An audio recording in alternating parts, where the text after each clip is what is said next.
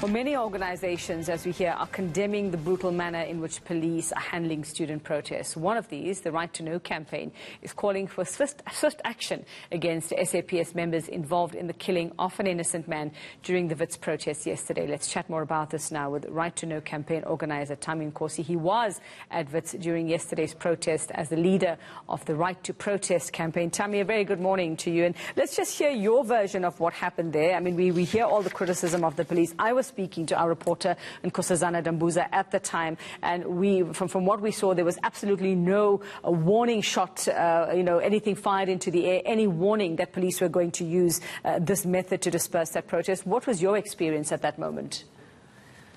Yeah, no, look, I think absolutely, there was absolutely no reason for them to actually use excessive force. And one of the things that I had observed is that there were no warning shots. There were no calls for people to disperse or anything.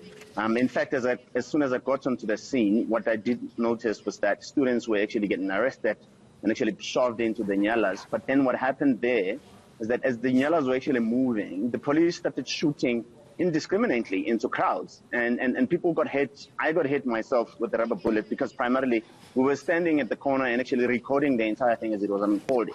And the police indiscriminately shot within crowds, whether you were a student, whether you were just an innocent civilian going past. A lot of people got hit for no apparent reason. Thami, we do understand the right to protest, and I just want to play devil's advocate here for a bit for those who say maybe the students, by throwing rocks, by causing the disruptions they were doing, were endangering other lives as well. But we've also hear from Amnesty International, for example, earlier this morning, the use of things like rubber bullets, which is not in line with international law, and other methods that could have been used to deal with this protest if it was getting out of hand. Look, I think my response has always been to say I contend that we cannot delegitimize a struggle because of the reason that it's waged, or the tactics that are used, or the strategies that are used to wage a struggle. We cannot then therefore delegitimize that struggle. For me, we don't have the moral authority to do that. So for me, there's a cause that is there. We cannot delegitimize that. And the fact of the matter is that the military industrial complex often wants to move away from the police taking responsibility and actually demonize the protesters. And that's been the narrative for as long as I can remember. I've been involved in protests where we would be demonized by saying we turn violent and all kinds of things. Nobody records the conversations that happens within the police. The police antagonize protesters. And as a result, when you clamp down on people using violence, people have no other means but to fight back. And we do need to have a broader conversation about this. It's very easy to then simply say, yeah, but the protesters did this and did that. But the truth of the matter is that we cannot then shift the responsibility away from the fact that we have a culture of the police that use violence in this country, and that needs to be addressed. Yeah, and that's the thing. I mean, the protests are not new to South Africa. We've had decades of protests, some more violent than what we actually saw yesterday. So who do we actually hold accountable? It can't just be, yes, that police officer or officers who fired these rubber bullets. Who do we hold accountable when it comes to things like training and telling these officers how to actually deal with situations like this, or teaching them? It's a structural failure. It's a government function. The truth of the matter is that, after Marikana, there was an expert panel that released the report that is yet to make its way into the public. The police ministry is sitting on top of it. It speaks about recommendations on how best to improve how public order policing actually conducts its work. And these are some of the things that, in fact, should be made public. And we should know what the police are doing to actually implement some of those recommendations. And I think we're a country where even when we do... Thami, if I can just interrupt you there, we're just seeing the police minister leaving the family of Mr. Ntumba, the victim of yesterday's action by police there during those protests. He's chatted to the family, and I'm not going to say goodbye to you, but let's just take a listen to what he's had to say. Thami, stay on the line for us. Let's just take a listen to the police minister. First of all, let's start here. Your reaction to what happened to Mr. Ntumba yesterday? As I've said with the family, and I will forever say, I can't explain it. It's something that it has no inch, it has no grain of explanation and defense on it. Somebody just, for me, went crazy, and then for now we need to live there. The IP, as I speak, is in the house, the investigators. I spoke to them yesterday, the national head, the provincial head, to find the facts, what happened.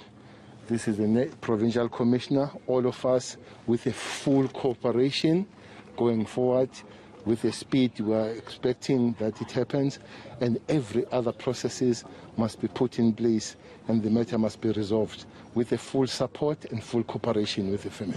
All right, we'll just take 3 questions because we are out of time. Let's go. Rearrange because camera people aren't getting the shots that they need to be getting. So can we please all stand here, and then people who need to have mics, can they come down here? Because otherwise it's just not working. Apologies for that, Minister. If you could move towards that direction, we're all trying to. All right, no, that's not working. We're standing right there. Ma'am, can you just carry on the press conference, please? Can you carry on, Linda? Minister, what has happened is quite inexcusable. South Africans are angry. I don't think it is fair for you to come here today and say that it is inexcusable. South Africans have been complaining about the conduct of police. Now someone who has had absolutely nothing to do with the protest has died. Until when are you going to be visiting the families of people who have been senselessly killed? Until that stops. Minister, I mean, there's been a number of inquiries that look into the conduct of police and how they conduct public order policing. We've seen the Marikana inquiry. We've seen the Human Rights Commission enter this. I mean, at what point are you going to rework and revisit public order policing and take action against those who are not doing right and are not sticking to the prescriptions of the law? Well, the action is taken. Maybe what we don't share with you, for instance, the IPIT, they forever give me every month the long list of the names of the South African Police Service members that are supposed to be referred to the NPA. There are some of them that are charged, some referred to the National Commissioner for the disciplinary processes. So that is happening. Maybe it's not happening in the glare of the media to understand that there is such thing, but it does happen. Maybe one day it could be good to sit there and read the long list of those people that have been taken on criminal procedures and disciplinary in. What we have said, we are saying training, there is a Falam report that we have begun to implement it. Well, there was a question that was is being asked. I think on the 29th we are making that report public, but there are elements already that are implemented. One of those elements where Falam was very hard on it was a training of the POP, and of which is happening. Maybe that can be explained, what entails, what is being done on it. All right, can you just have one question? Do you agree with the criticism that the South African police services use much more excessive force when they're dealing with black civilians than when they do with white protesters? That question has been coming, and slowly is becoming very difficult to defend it. I went on that, especially in Western Cape, because it was more pronounced in Western Cape. I sat down with the management. I said, this is a public opinion and public perception on you. But myself, I try to find out the space of defending it.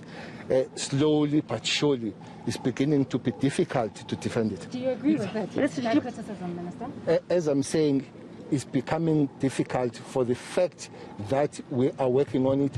I don't agree with it that it's generic. I don't agree. But there will be elements of such within the organization. Do you know if live ammunition was Can you just let the minister finish, please? But generic, that's a stance of the South African Police Service stance, I would not agree. But that there are elements within the police, I would agree with that. Did you promise the family justice, Minister?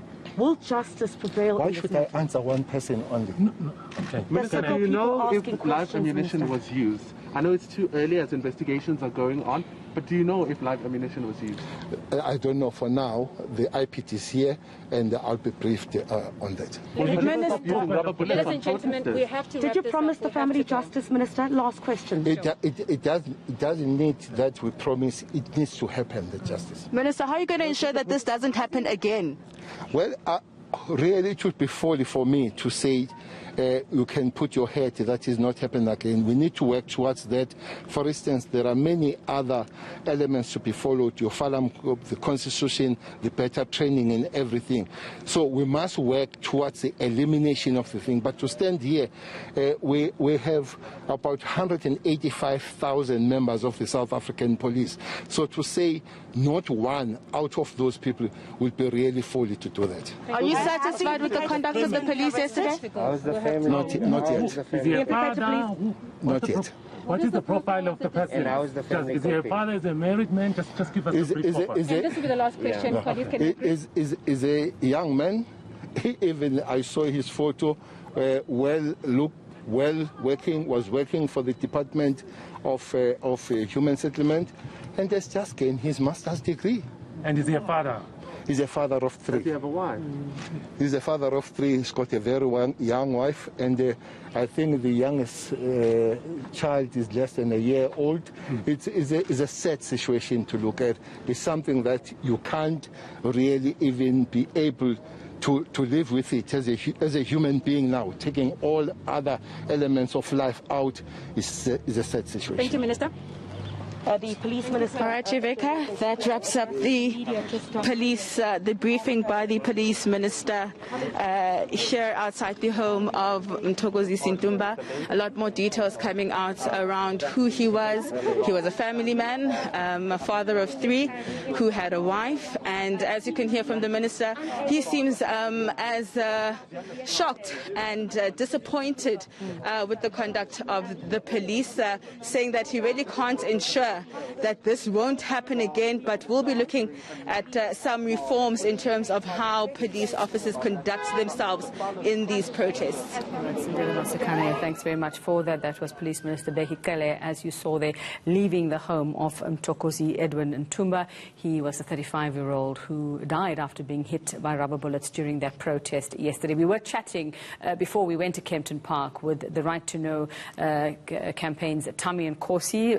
There yesterday as part of the Right to Protest campaign when this protest got underway. Thami, thanks so much for your patience and for allowing us to just go there to the home of Mr. Ntumba. I'm not sure if you were able to hear what the police minister actually said to reporters there. If you were, I'd just like to know your thoughts on what he said and whether you actually think this will come to anything in terms of justice for this family and for Mr. Ntumba.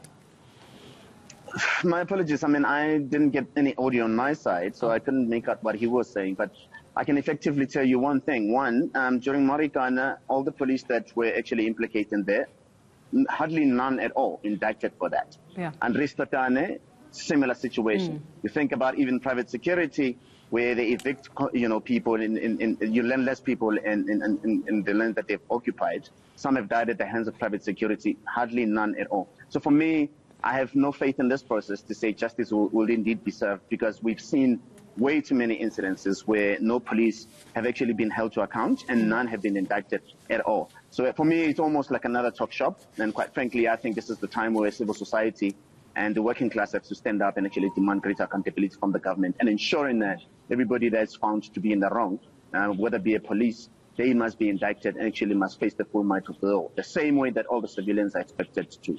Thami Nkosi, thank you very much there for that insight from the Right2Know campaign.